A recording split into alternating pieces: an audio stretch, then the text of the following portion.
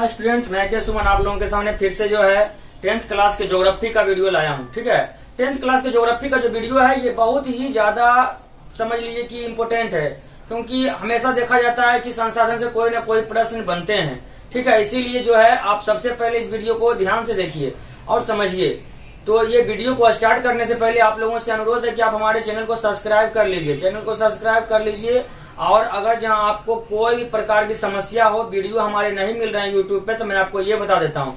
सबसे पहले देख लीजिए, ये जो मैंने आपको चित्र यहाँ पे शो किया है, इसमें जो घेरा लगाया है मैंने, ठीक है, फर्स्ट में जो घेरा लगाया हुआ है उसमें जो है आपको ऑल वीडियो, इसमें आपको अलग अलग प्लेलिस्ट के माध्यम से आपको मिल जाएंगे। ठीक है, और जो आप इसे क्या कर सकेंगे, देख सकेंगे। 10th क्लास के अलग वीडियो टोटल डाल दिया गया है, जितना भी 10th क्लास का उसका अलग प्लेलिस्ट बनाया गया है, 12th क्लास का अलग प्लेलिस्ट बनाया गया है, 9th क्लास का भी अलग प्लेलिस्ट बनाया गया है। 9th क्लास के बच्चों के लिए भी मैं वीडियो लाऊंगा, मगर 10th क्लास के मैट्रिक के बच्चों के लिए बहुत ज्यादा इम्पोर्टेंट है। ये साल जो है मैट्रिक के और 12th के लिए बहुत ज्यादा इम्पोर्टेंट है। 9th क्लास के लिए उतना इम्पोर्टेंट नहीं माना जाएगा, मगर जो है आपको 10th और 12th के लिए बहुत ज्यादा VVI माना जाएगा। इसीलिए मैं 10th और 12th क्लास का ज्यादा वीडियो डाल रहा हूँ। आइए वीडियो स्टार्ट करते हैं। सबसे पहले संसाधन के बारे में हमने आपको बताए थे कि मनुष्य विभिन्न प्रकार की, ठीक है, वस्तुओं का उपयोग प्रत्यक्ष एवं अप्रत्यक्ष माध्यम से करता है। मनुष्य जो है विभिन्न प्रकार की वस्तुओं का उपयोग प्रत्यक्ष एवं अप्रत्यक्ष माध्यम से करता है।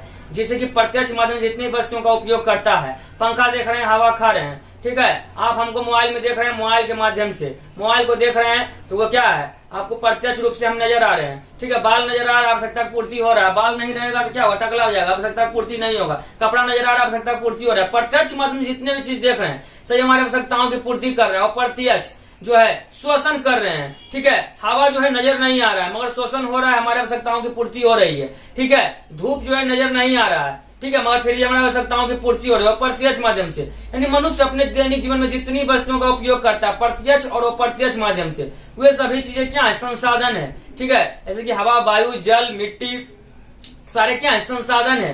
भेड़, बकरी, सारे क्या है, संसाधन है। आपको संसाधन के बारे में ये जो चैप्टर है, ठीक है, ये ज्योग्राफी का फर्स्ट चैप्टर है, जिसमें कि आपको आज बताएंगे हम संसाधन का वर्गीकरण।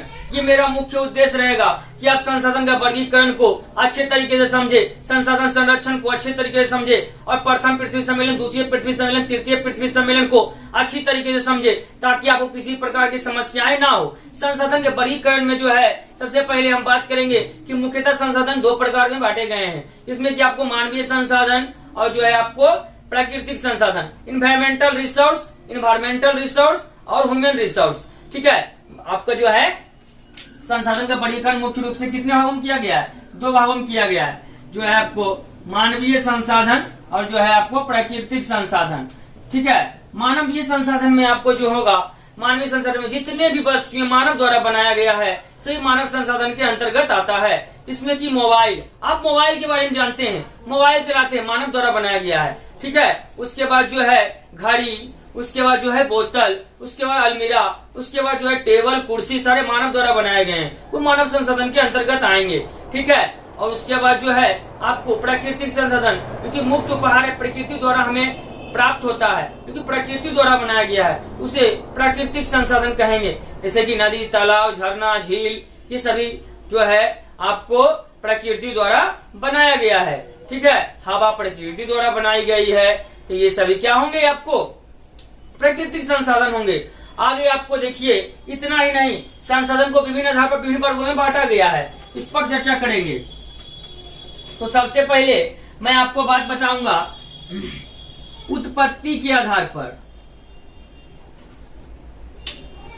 उत्पत्ति के आधार पर, ठीक है, उत्पत्ति के आधार पर संसाधन को कितने भागों में बांटा गया है। उत्पत्ति के आधार पर संसाधन को दो भागों में बांटा गया है, जिसमें कि पहला होगा जैव संसाधन, दूसरा होगा अजैव संसाधन।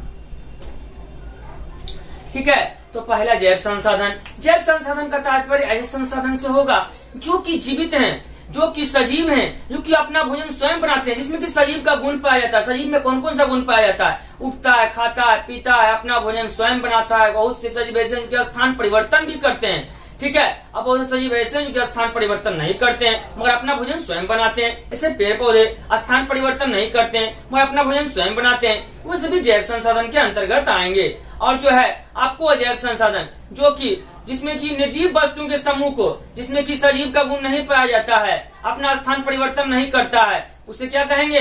आपको अजैव संसाधन कहेंगे। ठीक है। ये सभी कुर्सी, टेबल, घड़ी, ये सभी क्या हो जाएंगे? अजैव संसाधन के अंतर्गत आएंगे। दूसरा होगा आपको उपयोगिता के आधार पर। उपयोगिता के आधार पर संसाधन को दो भागों में बांटा गया है। एक नवीकरणीय संसाधन, नवीकरणीय, और दूसरा होगा अनवीकरणीय। ठीक है। पहला हमने बताया नवीकरणीय, दूसरा बताएं अनवीकरणीय। अब नवीकरणीय संसाधन किसे कहेंगे, अनवीकरणीय संसाधन किसे कहेंगे?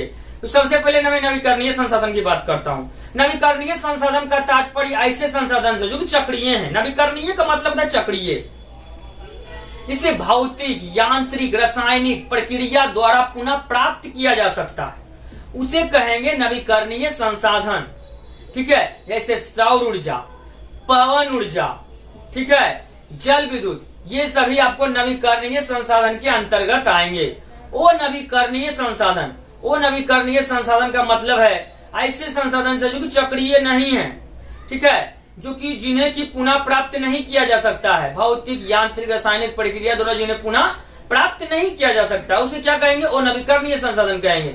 जैसे कि कोयला, पेट्रोलियम, जो कि जीवाश्म ईंधन है। जीवाश्म ईंधन किसे कहते हैं? ठीक है। वो नवीकरणीय संसाधन के अंतर्गत खासकर जीवाश्म ईंधन आते हैं। जीवाश्म ईंधन, जीवाश्म दो शब्दों के मेल से बना है, जीव जोड़ अंश। आज से करोड़ों वर्ष पूर्व जब हमारे धरती में भू हलचल हुआ और जो है जीव जंतु, पेड़ पौधे जो है आपको धरती के अंदर चले गए और जो है करोड़ों वर्ष तक उनका ऑक्सीजन संपर्क नहीं रहा, जिस कारण वो कार्बन में परिणत हो गए, जिससे जो ईंधन का निर्माण हुआ उसे जीवाश्म ईंधन कहते हैं। सेडिमेंट्री बेसिन से पेट्रोलियम की प्राप्ति होती है।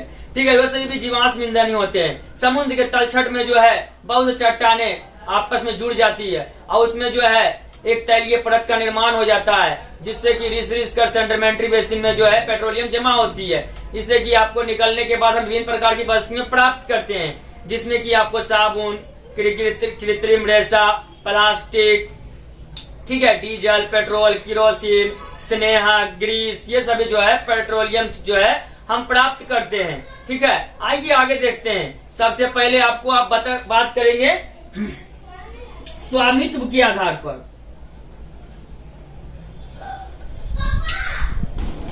स्वामित्व के आधार पर संसाधन चार प्रकार के होते हैं। ठीक है। जिसमें कि आपको सबसे पहले होगा व्यक्तिगत, सामुदायिक, राष्ट्रीय, एन से डोनेट कर देता हूं, और अंतरराष्ट्रीय। यहाँ एन फॉर नेशनल मैंने डोनेट कर दिया क्योंकि जगह कमी है। ठीक है।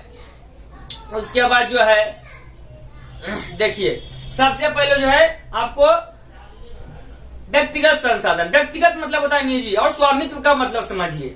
स्वामित्व का मतलब होता है अधिकार, यानी कि आपको आधिकारिक रूप से संसाधन कितने प्रकार के होते हैं? तो आधिकारिक रूप से संसाधन चार प्रकार के होते हैं, जिसमें कि पहला हो जाएगा व्यक्तिगत संसाधन। पहला क्या होगा?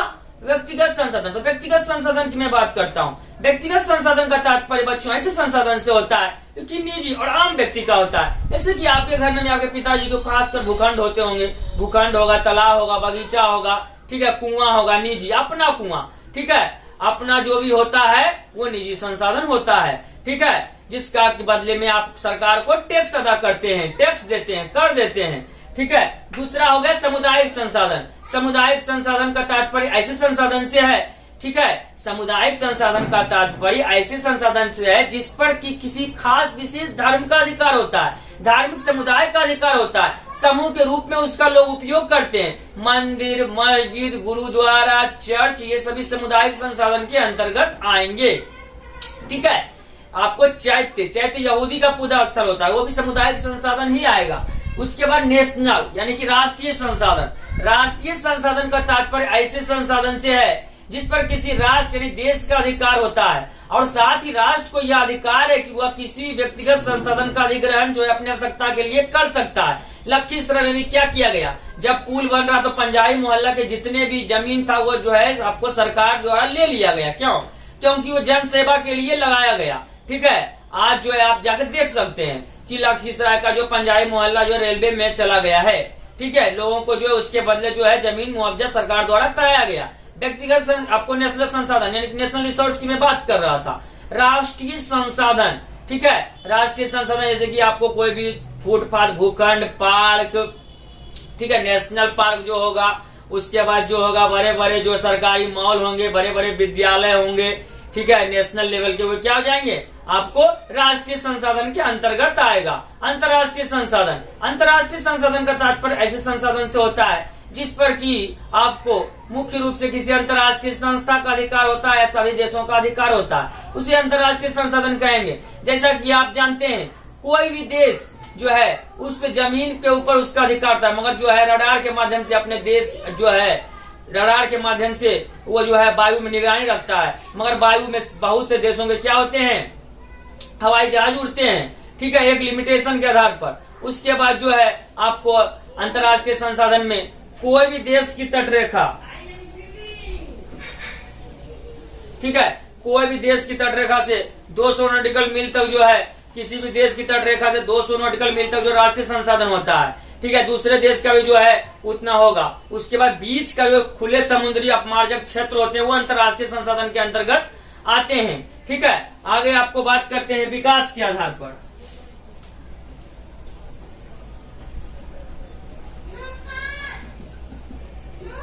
विकास के आधार पर भी संसाधन जो होते हैं 4 प्रकार के होते हैं।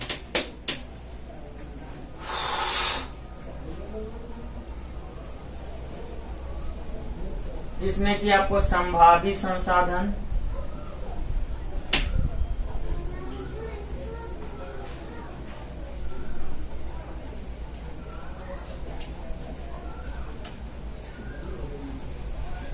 विकसित संसाधन, भंडार संसाधन और संचित कोष संसाधन।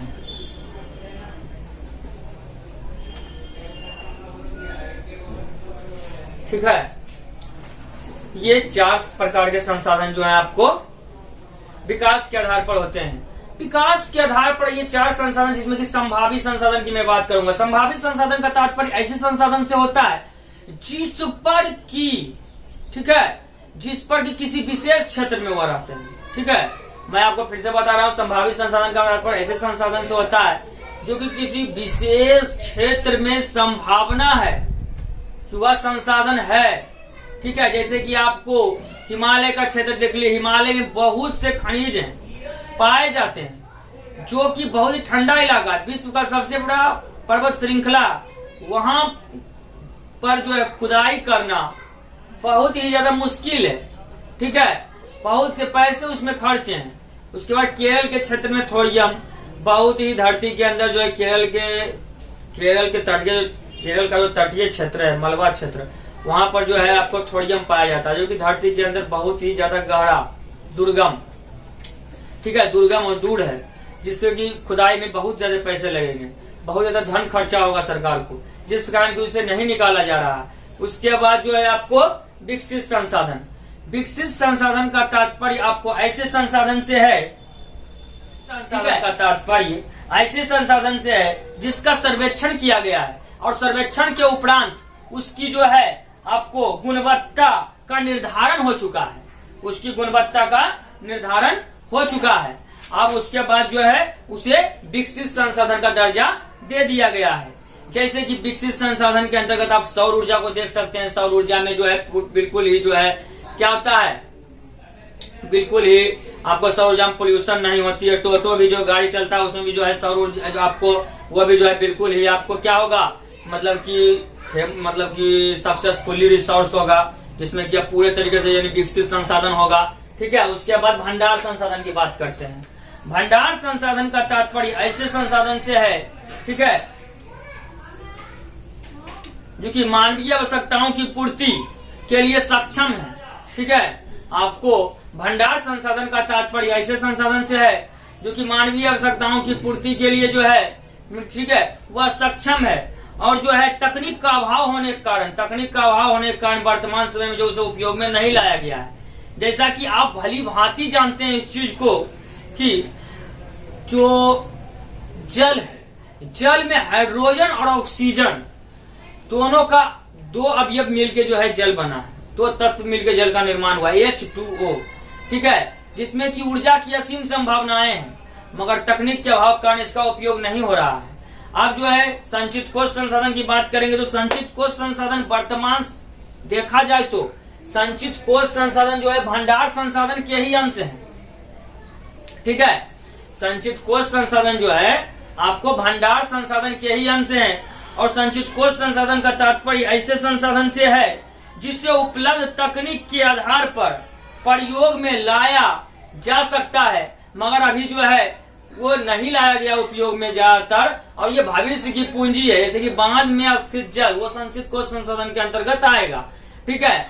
अब संसाधन के नियोजन की बात करेंगे तो संसाधन के नियोजन जो है जटिल प्रक्रिया है, जिसमें कि संसाधन का जो नियोजन होता है, ठीक है, उसमें संसाधन का सर्वेक्षण किया जाता है। सर्वेक्षण किस आधार पर? उसकी मात्रा के आधार पर उसे चिन्हित किया जाता है, ठीक है। और जो है उसे राष्ट्रीय स्तर पर उसका उपयोग किया जाता है ताकि देश का विकास हो सके, तो उसे ही कहेंगे आपको संसाधन नियोजन। अब संसाधन संरक्षण की बात करेंगे तो संसाधन संरक्षण की बात सबसे पहले आपको करने से पहले मैं आपको ये बता देता हूँ कि संसाधन का विवेक पूर्व उपयोग करना ही संसाधन संरक्षण कहलाता है। संसाधन संरक्षण किसे कहेंगे? संसाधन संरक्षण कहेंगे। संसाधन का विवेक पूर्वक उपयोग करना ही संसाधन संरक्षण कहलाता है। और हमारे देश में संसाधन संरक्षण के लिए, ठीक है, हमारे देश में संसाधन संरक्षण के लिए हमारे देश के राष्ट्रपिता महात्मा गांधी ने कहा, ठीक है, महात्मा गांधी द्वारा जो वाक्यांश कहे गए कि हमें पेट भरने के लिए बहुत कुछ है मगर पेटी भरने के लिए कुछ भी नहीं है। आज जो है हमारा देश समस्या से, बहुत सी समस्याओं से घिरा हुआ है। धन की आर्थिक तंगी है, ठीक है, क्यों? क्योंकि हमारे पास जो है रिसोर्स की कमी है। अगर जो रिसोर्स की कमी नहीं रहता तो किसी प्रकार की समस्याएं नहीं होती। पेटी भरने के लिए कुछ नहीं है, मानव को पेट भरने के लिए बहुत कुछ है, ठीक है। महात्मा गांधी का यह वाक्यांश जो है यह संसाधन संरक्षण पर सूट करता है। उसके बाद संसाधन संरक्षण हेतु मेगा पाटेकर द्वारा नर्मदा बचाओ आंदोलन चलाया गया, चिपको आंदोलन चलाया गया, ठीक है। संसाधन संरक्षण में जो है आपको विभिन्न तरीके से प्रयास किए जा रहे हैं। हमारे देश के लिए जो है संसाधन संरक्षण होना बहुत ही ज्यादा आवश्यक है। पेड़ काटे जा रहे हैं, गंगा जो है पूरे तरीके से मैली हो चुकी है, ठीक है, गंगा जो है पूरे तरीके से प्रदूषित हो रही है। इतना ही नहीं, विभिन्न नदियों का यही हाल है कि वह धीरे धीरे सूख रही है, प्रदूषित हो रही है। उसे जो है पुनरुद्धार होना चाहिए। संसाधन संरक्षण के माध्यम से यह संभव है। अब जो है प्रथम पृथ्वी सम्मेलन, द्वितीय पृथ्वी सम्मेलन और तृतीय पृथ्वी सम्मेलन की मैं बात करूंगा। तो प्रथम पृथ्वी सम्मेलन के बारे में और द्वितीय पृथ्वी सम्मेलन के बारे में और तृतीय पृथ्वी सम्मेलन के बारे में बताने से पहले मैं आपको ये बता दूं, ठीक है, विश्व पर्यावरण दिवस जो है आपको 5 जून को मनाया जाता है, ठीक है। विश्व पर्यावरण दिवस जो है आपको 5 जून को मनाया जाता है, ठीक है। विश्व शिखर सम्मेलन 1972 में यह तय किया गया था कि 5 जून को जो है पर्यावरण दिवस मनाया जाएगा। उसके बाद प्रथम पृथ्वी सम्मेलन की बात करता हूँ। तो प्रथम पृथ्वी सम्मेलन जो है आपको पर्यावरण सुरक्षा हेतु सन 1992 ईस्वी में, ठीक है, सन 1992 ईस्वी में ब्राजील के प्रसिद्ध शहर रियो डी जेनेरियो में हुआ था। और ये जो है पर्यावरण सुरक्षा हेतु इसमें कई बातें कही गई। इसमें ग्लोबल वार्मिंग पर जो है जोर लेना, ओजोन परत पर जो है छेद हो रहा है उस पर जो है पूरे तरीके से आपको प्रतिबंध लगे, ठीक है। उसके बाद जो इसमें जो है 178 देशों के विभिन्न प्रतिनिधियों ने इसमें भाग लिया था। उसके बाद द्वितीय पृथ्वी सम्मेलन अमेरिका के प्रसिद्ध शहर न्यूयॉर्क में हुआ था, ठीक है। इसमें कि पर्यावरण सुरक्षा हेतु फिर से बातें कही गई। या प्रथम पृथ्वी सम्मेलन के 5 वर्ष बाद हुआ, इसे 5 सम्मेलन भी कहते हैं।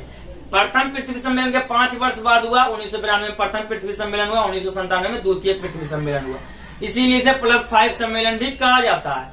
उसके बाद जो है तृतीय पृथ्वी सम्मेलन अमेरिका के प्रसिद्ध शहर बोलते हैं दक्षिण अफ्रीका का प्रसिद्ध शहर जोहान्सबर्ग में हुआ था 2002 ईस्वी में। ठीक है। तो प्रथम पृथ्वी सम्मेलन के 10 वर्ष बाद 2002 ईस्वी में, ठीक है, दक्षिण अफ्रीका के प्रसिद्ध शहर जोहान्सबर्ग में जो सम्मेलन किया गया पर्यावरण सुरक्षा हेतु, ठीक है, पर्यावरण सुरक्षा हेतु, जिसमें कि 2000 प्रतिनिधि ने भाग लिया था। विभिन्न देशों के 2000 प्रतिनिधियों ने भाग लिया, ये भी याद रखना आपको है। और जो प्रथम पृथ्वी सम्मेलन विभिन्न देशों के 178 प्रतिनिधियों ने भाग लिया था, ठीक है।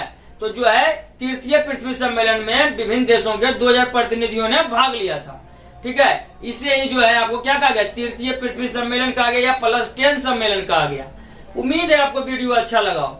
अगर वीडियो अच्छा लगा हो तो लाइक कीजिए, शेयर कीजिए, हमारे चैनल को सब्सक्राइब कीजिए और व्हाट्सएप के माध्यम से अपना नोट्स को प्राप्त कीजिए।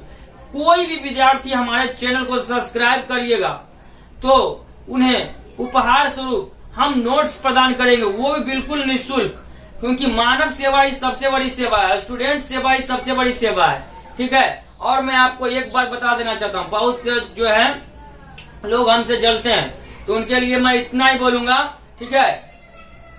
मुझे सब पता है कौन कौन मुझसे जलते हैं, मेरे बारे में बेहुयात बातें करते हैं। मुझे सब पता है कौन कौन मुझसे जलते हैं, मेरे बारे में बेहुयात बातें करते हैं, पीठ पीछू भौंके सामने मुझसे डरते हैं, तब मेरे सामने क्यों सुमन जी करते हैं, ठीक है। कोई बात नहीं है। मेरे दोस्त जो है कहा गया कि आप जो है इस कोई भी जो विरोधी है उसके बारे में आप कुछ बोलिए, तो मैंने आपको बोल दिया, ठीक है। उम्मीद है आपको वीडियो अगर अच्छा लगा लाइक कीजिए, सब्सक्राइब कीजिए। नमस्ते, सलाम, नमस्ते, जय हिंद, जय भारत।